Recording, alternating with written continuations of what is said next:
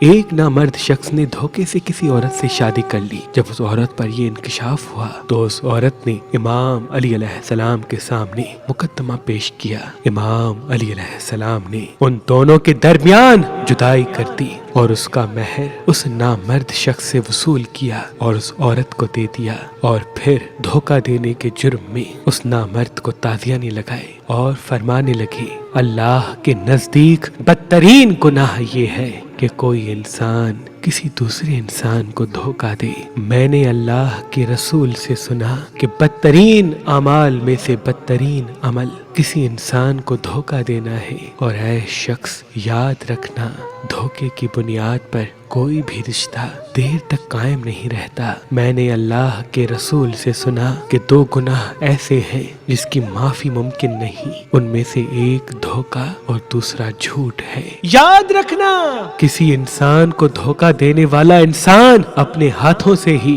اپنی دنیا اور آخرت تباہ کر کے دوزخ میں داخل ہو جاتا ہے۔